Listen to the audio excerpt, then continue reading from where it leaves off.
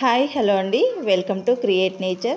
ఈరోజు రెసిపీ వచ్చేసి డైరెక్ట్ బియ్యంతో వడియాలు ఎలా పెట్టుకోవాలో ఈ వీడియోలో చూద్దామండి.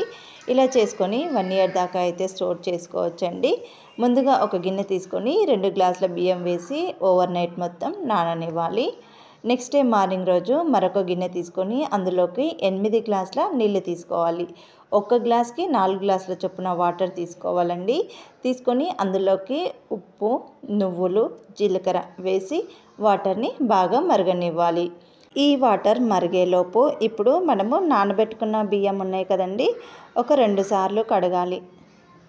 నైట్ నానబెట్టాం కాబట్టి ఇందులో ఉండే వాటర్ మొత్తం వంపేసి ఒక 2 సార్లు కడిగిన తర్వాత మరుగుతున్న వాటర్లోకి ఈ బియ్యాన్ని వేసేసుకోవాలి. మొత్తం వేసేసుకున్న తర్వాత ఒకసారి కలుపుకోవాలి.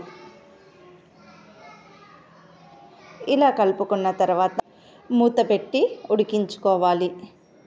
ఇవి వాటర్ మొత్తం పోయి అన్నంలాగా రెడీ అవుతుందండి.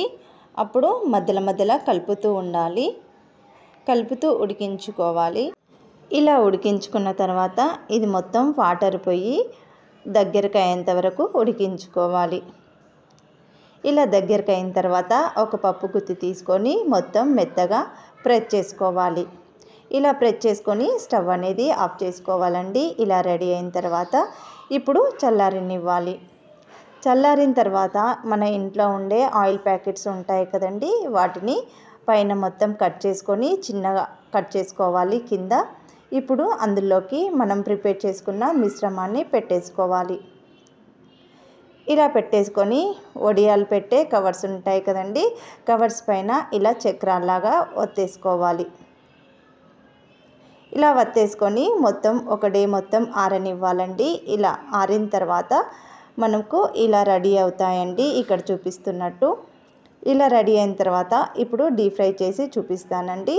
ఆయిల్ అనేది వేడెక్కిన తర్వాత అందులోకి ఈ వడియాలు వేసి 2 సైడ్లా బాగా కాల్చుకోవాలి. ఎంతో టేస్ట్ అయిన వడియాలు అనేది రెడీ అయినట్టే అండి. మీకు ఈ వీడియో నచ్చినట్లయితే మీ ఫ్రెండ్స్, మీ ఫ్యామిలీ మెంబర్స్కి షేర్ చేయండి. మరిన్ని వీడియోల కోసం నా యూట్యూబ్ ఛానల్ని సపోర్ట్ చేయండి. Thanks for watching.